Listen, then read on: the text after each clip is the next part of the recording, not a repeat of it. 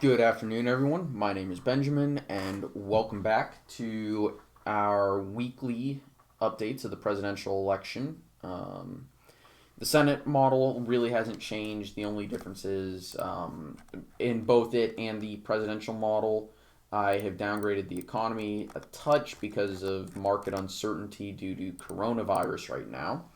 I don't think that's anything serious, and it probably won't really affect Donald Trump's chances of being reelected or anything. And I don't think it will really affect the U.S.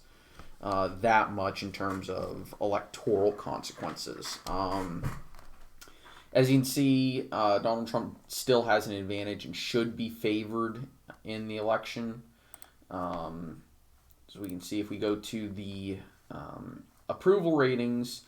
Trump has had a fairly strong run in the basically since the start of the year. For example, if I were to do his yearly average,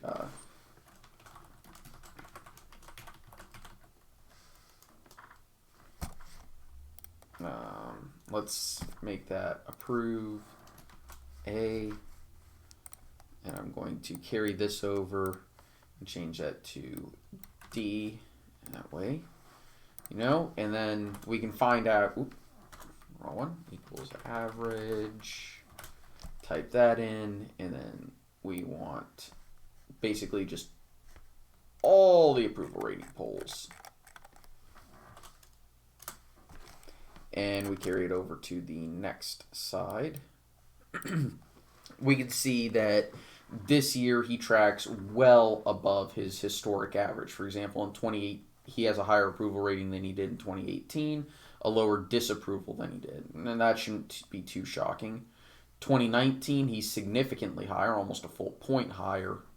Now, of course, we do have a somewhat small sample size, but each of these is represented by a large sample size. 2019 full year, 2018 the last 3 months of the year. Of course, February is going to really change things.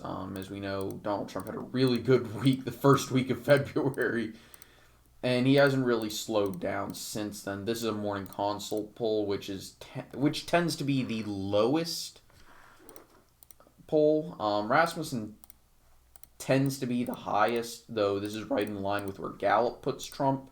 Gallup actually has Trump above water right now, so that should be a little surprising. So let's talk about what that means. And of course, the national polls, we can do all of that. And then, of course, we go state by state. And, if you want to look at the polling average, that is right here. And this excludes any and all fundamentals. So if you want to use this as a model, you can. I think it's a little bit dubious as a model right now, but as we get more opinion polling of each state, that should change. All right. So the model, let's look at an interesting state. Virginia, for example. Very tight state. We're talking about 2% plus some change. 3 and some change, a little bit around 3 1/3.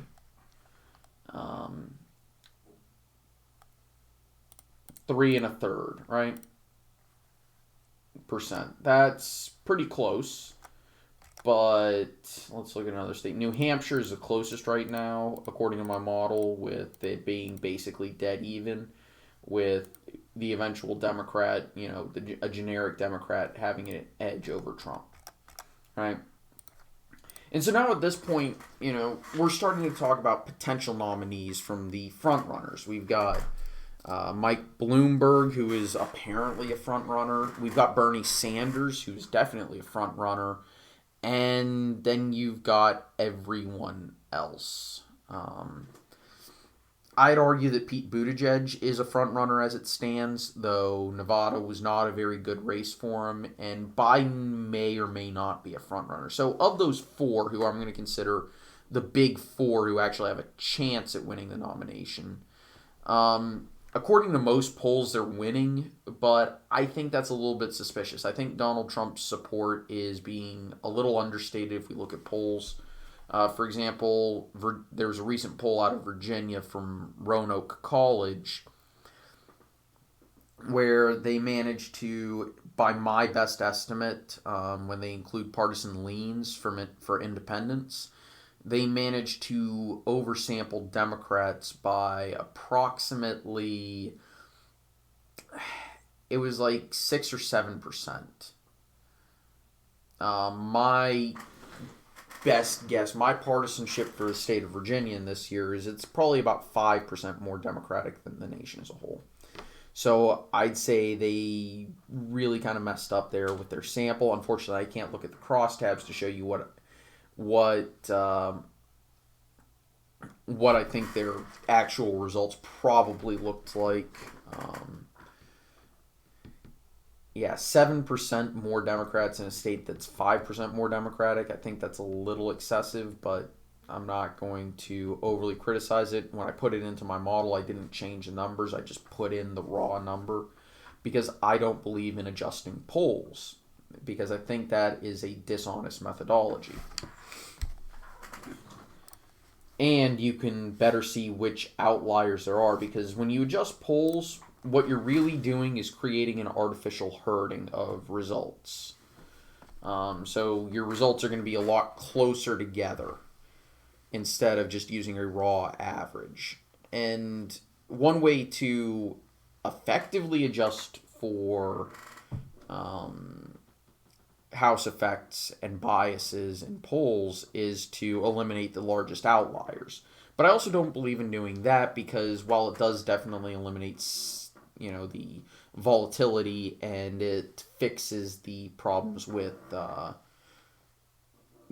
adjusting polls, those outliers are useful for context because it's going to show you the greatest range because the outlier is typically within the average's margin of error.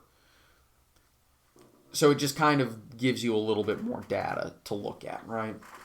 Anyway, so let's look at, let's go ahead and talk. So I'm going to try to start doing some more picked specific predictions, but I'm also going to start doing, I've got a few election night plans lined up, and one of them is going to be released on Saturday. And this week I'm going to try and get back to my normal schedule plus the extra video. I just haven't had the time to not necessarily record, but upload those. Tuesday's going to be a little bit hit or miss with the Cards Against Humanity stuff, but I'll get it uploaded, so don't worry about that. I think Donald Trump is the favorite to win this year because, again, he is an incumbent with a strong economy and a rising approval rating, which means people are coming around to him, at least in terms of whether or not they might vote for him. And I think there's some definite trends. Just a quick brief of my trip up to the Nova area, so that's Northern Virginia, this past weekend. It was dead. I saw basically no campaign stickers or anything. Nothing for Bernie, nothing for Bloomberg, nothing for Biden or Buttigieg. I think I maybe saw one Klobuchar sign. Like I said, it was dead. The only other stuff I saw was Trump stuff. And those were, people who were bold enough to wear Trump gear in Northern Virginia. And everyone I was able to listen to talking hated Bloomberg. And the few people I spoke to about these things, because I was drawn into the conversation, not because I wanted to participate, I was trying to merely observe. I stated, I tend to be a small government person, not quite conservative. I apply small government principles equally. And I said, plus I don't live in this area, so, I'm gonna, I live close to Bluefield in West Virginia. I basically faked being a West Virginian, and they said, "Oh, okay." Well, this is what we think is going on, and most of them hated Bloomberg, and most of them were like, I may not agree with everything he does, but but Trump is probably the most moderate out of the group of candidates. I said, it's a bold assumption, but okay. So, I think Virginia is probably more competitive than a lot of people are making it out to believe. We'll see about the Senate race, but I think Mark Warner is definitely a shoo-in. I'm going to try and make it to at least one or two other swing states before during this cycle, but that's going to be really dependent on budget and all that stuff because, it's just the realities of life. I'm not going to tell you who the election night is going to be against, but it's going to be Donald Trump versus one of the big four. And then I do have a second election night plan that I'm probably going to work on scripting and drafting. But anyway, I want to thank you all for watching. I hope you enjoyed. As always, likes, comments, and subscriptions genuinely help. And if you know anybody who would be interested in this content, please give a share. I'd love to, share it wherever you feel it's applicable and just have some fun. Anyway, thank you all for watching. Hope you enjoyed. I'll see you guys next time. Take it easy. Bye.